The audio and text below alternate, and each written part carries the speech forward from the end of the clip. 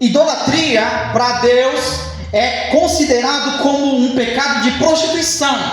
É a mesma coisa. Por quê? O que os filhos de Israel faziam?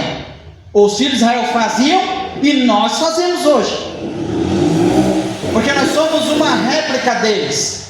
É só, irmãos, você fala assim: Deus, qual é o tipo de coisa que o Senhor não gosta? Olha para os filhos de Israel, que vai estar tudo como não fazer. Porque tudo que Deus falava para eles não fazer, eles faziam. E aí, levantaram a serpente lá no deserto, sim ou não? Sim. Levantaram os altares ao Deus Baal, sim ou não? Sim. Azerar. Sim. Não só isso, trouxeram para dentro do santuário de Deus fogo estranho. Então, por que é considerado pecado de prostituição? Porque dentro da aliança do casamento, eu tenho que ser fiel à minha mulher. E, igual modo, ela tem que ser fiel a mim, até que a morte nos separe. Não foi esse o juramento que a gente fez no altar? Muitos de vocês não. Todos vocês não estavam lá. Estava eu e ela. Mas Deus é a nossa testemunha. Foi o juramento que foi feito no altar. Quem se casou aqui sabe muito bem que é feito assim. Então, quando eu me prostro e adoro a outro Deus ou qualquer outra coisa, eu estou me prostituindo, porque Deus não divide a sua glória com ninguém. Entende? Por isso que o salmista escreve: porque as nações dirão: onde está o seu Deus? Porque eles traziam fogo estranho para dentro do altar de Deus. Eles levantavam o altar que era para Deus e colocavam imagens de escultura lá e faziam todo tipo de oferenda, e não era isso que Deus queria. E eu quero que você entenda aqui, obviamente que o texto está falando de imagens, mas não tem apenas a ver com ídolos, imagens ou pessoas. É tudo o que tira o lugar de Deus no nosso coração. Tudo o que tira o lugar de Deus em nosso coração é considerado idolatria. Portanto, prostituição. Olha só, a que ponto nós chegamos? Eu digo nós chegamos, porque isso é para todos. Aleluias. Eu vou dar alguns exemplos aqui para que você entenda. Não é somente imagem de escultura. Aqui ele usou a imagem de escultura, né? Porque eles usavam a imagem de um animal, de alguma coisa, de um homem, uma imagem com o corpo de homem, com cabeça de animal, fazendo todo tipo de símbolo. Eles, irmãos, eles se prostituíam tanto que tinha um deus, o deus que chamava Moloque, que eles, dentro do ventre desse rei, era como se fosse um forno, sabe o forno de pizza? Era exatamente daquele jeito. E dentro desse ventre era fogo consumidor. E eles tinham coragem de entregar os seus filhos vivos no altar desse Deus. Olha que ponto que chegou a idolatria do povo de Israel. E eu vou aqui dar alguns exemplos para que você entenda que não é somente imagens. É tudo que eu colocar como primeiro na minha vida. Às vezes eu estou fazendo de forma inconsciente, mas é pecado.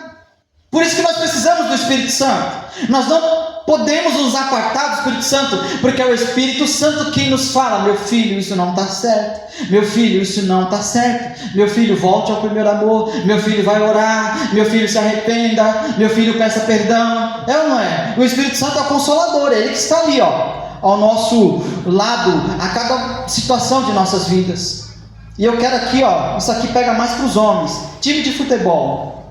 Se você tem um time de futebol que você é fanático, se alguém te convidar para qualquer outra coisa e esse time for jogar naquele mesmo horário, você não desmarca de forma nenhuma, porque o teu time vai jogar.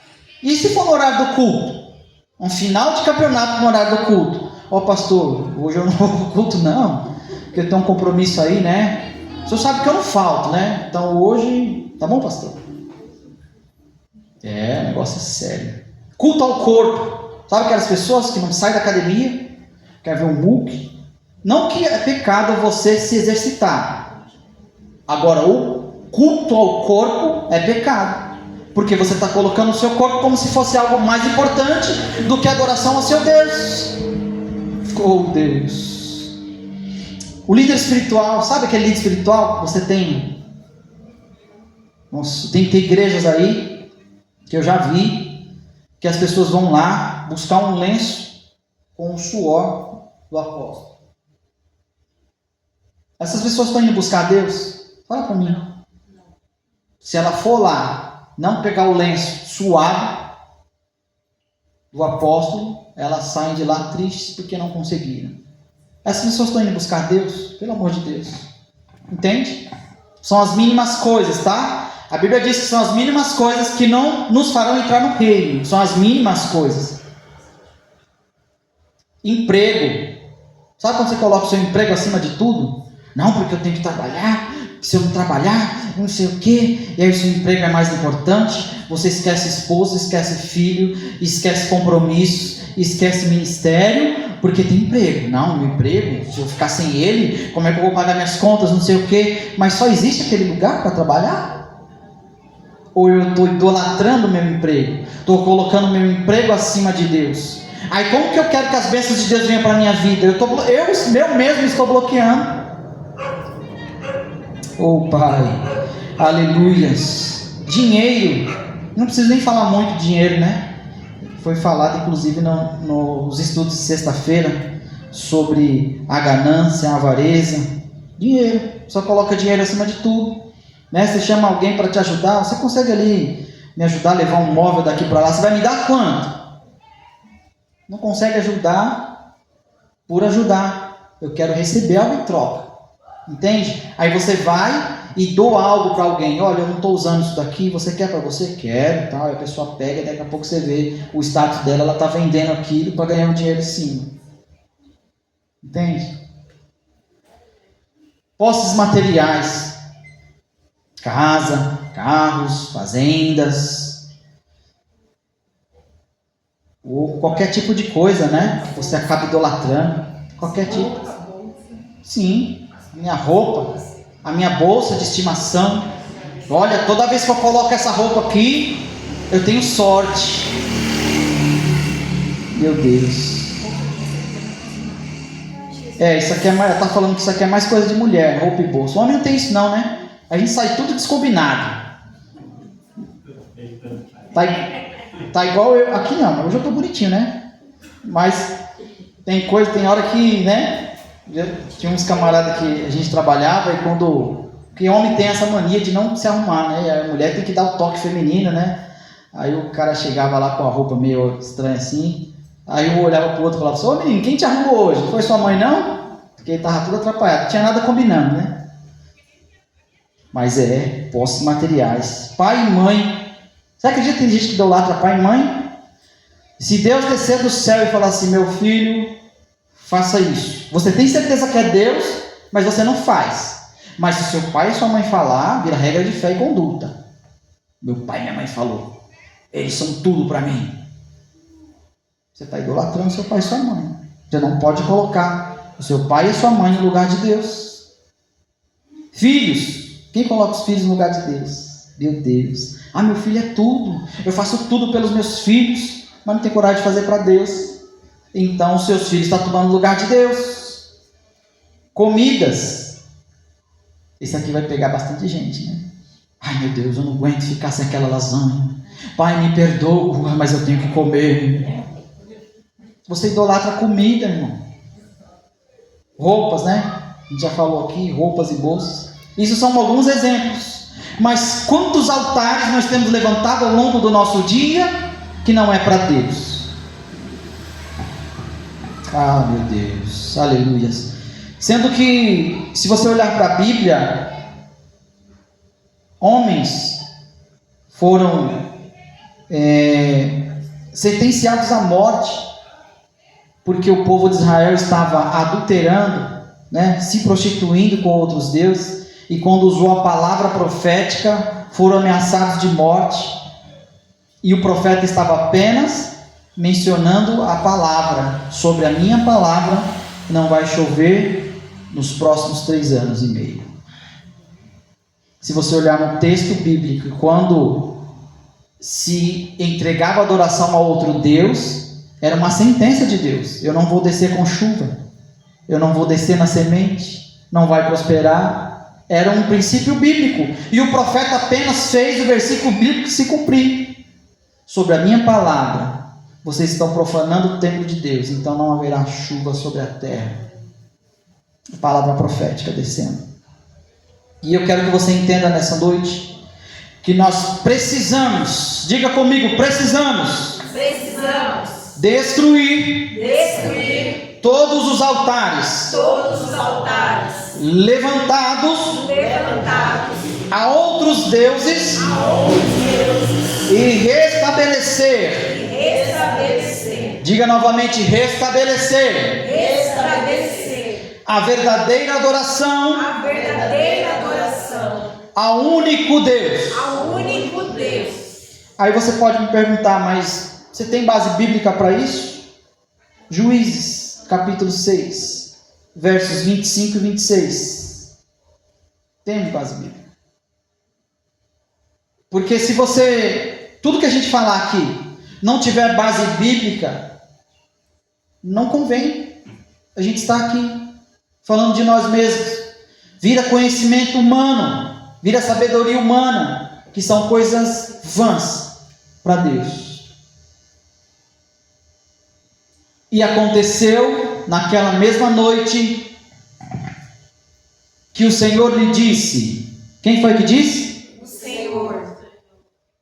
Toma o boi que pertence a teu pai, a saber, o segundo boi de 7 anos, e derruba o altar de Baal. E o quê? Derruba o altar de Baal, que é de teu pai, e corta o bosque que está ao pé dele. Passa mais um, por favor. E edifica ao Senhor teu Deus um altar no cume deste lugar forte, num lugar conveniente, e toma o segundo boi, e o oferecerás em holocausto com a lenha que cortares do bosque. Aleluia. Ou seja, Gideão, quando o anjo apareceu para ele, dizendo que ele era um homem valoroso, e que pelas mãos dele o Senhor daria livramento a Israel das mãos dos midianitas,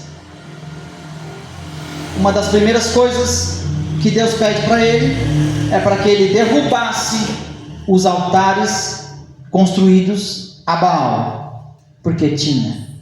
Entende por que eles eram escravos?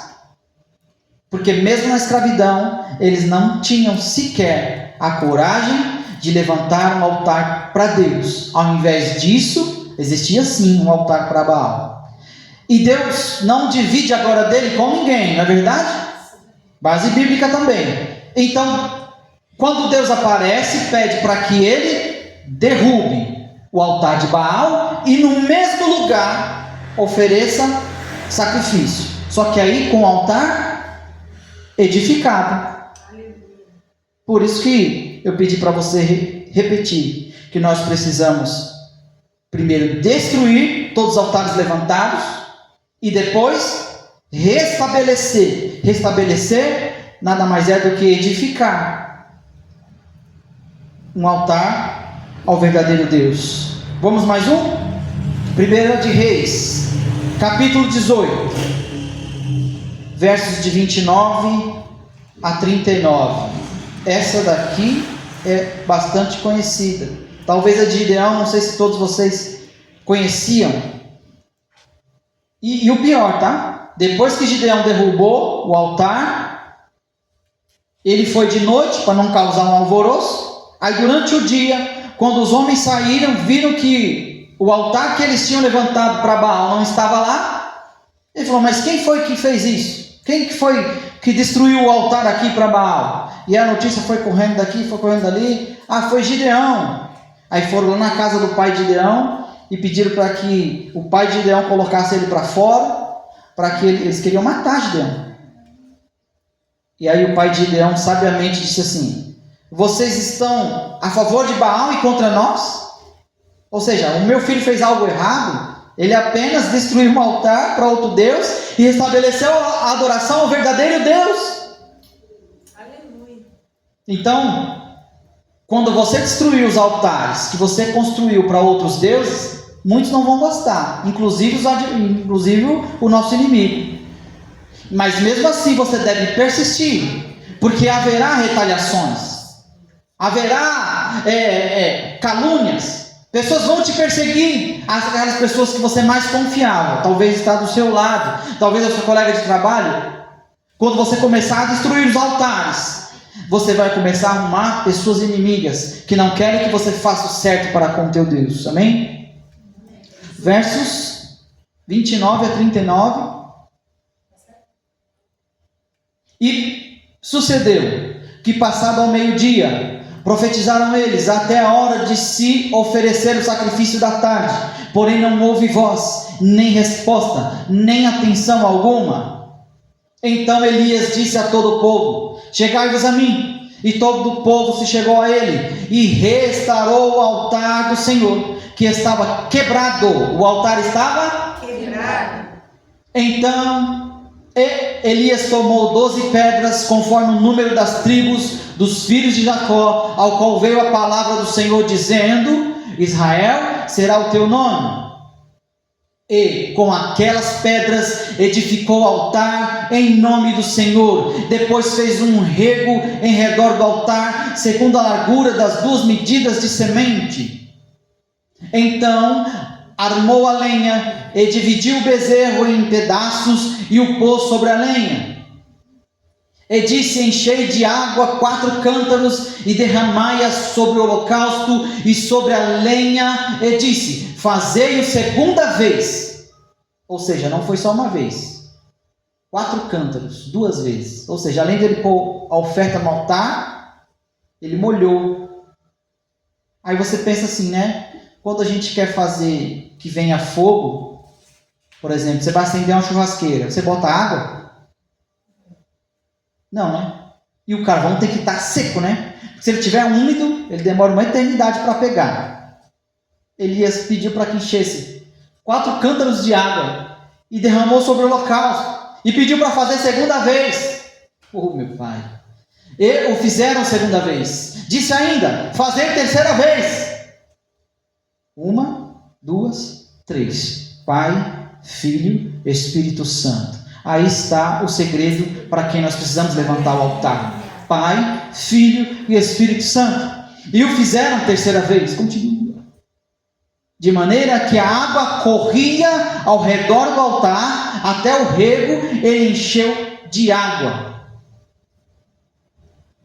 Sucedeu que no momento de ser oferecido o sacrifício da tarde, o profeta Elias se aproximou e disse: ó Senhor, Deus de Abraão, de Isaac e de Israel, manifeste-se hoje que tu és Deus em Israel, e que eu sou teu servo, e que conforme a tua palavra fiz todas estas coisas. Responde-me, Senhor, responde-me, para que este povo conheça que tu és o Senhor Deus, e que tu fizeste voltar o seu coração. Então caiu fogo do Senhor, e consumiu o holocausto, e a lenha, e as pedras, e o pó, e ainda lambeu a água que estava no rego. O que vendo todo o povo, caíram sobre os seus rostos e disseram: só o Senhor é Deus, só o Senhor é Deus. Aleluias! Que nós possamos nesta noite, meus irmãos, restabelecer o verdadeiro altar ao verdadeiro Deus. Ele está pedindo isso para nós nessa noite, que nós venhamos a deixar de lado todo o embaraço, todas as coisas que têm nos tirado da sua presença, e voltemos para o nosso altar, reparemos o nosso altar, para que a glória de Deus venha sobre as nossas vidas. E olha aqui, quando Elias fez esse desafio para os profetas, e ali ficou combinado de que o Deus que respondesse com fogo seria o verdadeiro Deus. E quando você vê Elias orando, ele pede para que Deus valide as palavras que ele tinha dito, porque Deus ainda era o verdadeiro Deus, e a resposta de Deus vindo com fogo iria restabelecer a adoração de Israel ao verdadeiro Deus. Tanto é que eles disseram com as suas próprias bocas: só o Senhor é Deus, só o Senhor é Deus. A Bíblia diz que o fogo lambeu a água, o fogo consumiu o holocausto, o fogo consumiu as pedras e ainda restabeleceu a adoração do povo. Aleluia! Glorificado e exaltado seja o nome do Senhor. E ainda eu vou mais além nessa palavra de Elias. O combinado seria que o Deus que respondesse com fogo seria o verdadeiro Deus, e que todos os profetas do Deus falso seriam mortos à espada. E foi o que Elias fez, porque tudo aquilo nas nossas vidas que tem trago um fogo estranho precisa ser destruído, precisa ser consumido. Por isso que Elias precisou matar, destruir, aniquilar 450 profetas naquele dia. Porque quando se fala nas coisas de Deus não é brincadeira, precisa ser verdadeiro, precisa ser íntegro, precisa ser verdadeiro, precisa ser íntegro. Vou falar mais uma vez: as coisas de Deus nós precisamos ser verdadeiros, precisamos ser íntegros, porque todas as promessas de Deus estão de pé. Como eu sempre digo aqui, Ele nunca falta ao encontro, a aliança sempre está de pé. A aliança de Deus nos abençoar, abençoar a nossa posteridade, abençoar os nossos descendentes. Observe que quando Elias foi orar, ele fez menção disso: Deus de Abraão, Deus de Isaac e Deus de Israel, porque é um Deus geracional, é um Deus de promessa, e as promessas de Deus estão de pé nas nossas vidas. Mas nós precisamos derrubar os altares que estão tomando o lugar dele, os altares que estão tomando o lugar de Deus nas nossas vidas. Nós precisamos quebrar, nós precisamos destruir e restabelecer a verdadeira oração. O Salmo de número 115 deixa bem claro isso: todos que constroem, todos que levantam altares a esse Deus, tornam-se semelhantes a Ele. Porque muitas vezes nós estamos falando a palavra de Deus, nós estamos nos esforçando para passar a palavra de Deus, e parece que as pessoas que têm ouvido não estão ouvindo, as pessoas que têm os olhos não conseguem ver, as pessoas que têm os narizes não conseguem cheirar, as pessoas que têm mãos não conseguem se apossar das bênçãos de Deus, elas têm os pés, mas não conseguem ir além, porque estão semelhantes aos ídolos que creem, aos ídolos que levantaram os seus altares. Isso é muito sério, isso é muito sério. Assim como o povo de Israel estava surdo, não conseguia ouvir Deus, não conseguia levantar altares a Deus, mas conseguia levantar altares a outros deuses, entregavam seus filhos, entregavam suas posses, entregavam as suas fazendas a outros deuses, mas não conseguiam reverenciar ao verdadeiro Deus. Ou seja, a sua mente estava cauterizada, os seus olhos estavam tapados, os seus ouvidos estavam cerrados, eles não conseguiam ouvir a Deus. Aí tinha que acontecer algo assim, sobrenatural, para que Deus viesse a restabelecer a tua glória. E isso acontece conosco quando nós colocamos qualquer tipo de coisa no lugar de Deus, como primazia diante de Deus. As coisas não acontecem, mas as coisas não acontecem porque Deus mudou, porque Deus falou que faria e não fez, porque Deus falou que se cumpriria e não se cumpriu. Acontece porque nós nos tornamos semelhantes às imagens que nós levantamos, as imagens que nós adoramos, que nós reverenciamos, consciente ou inconscientemente. Então nessa noite eu quero orar com você. Fique de pé em nome de Jesus. Nós vamos pedir para que o Senhor venha nos mostrar qual o altar que eu levantei, qual o altar que nós levantamos,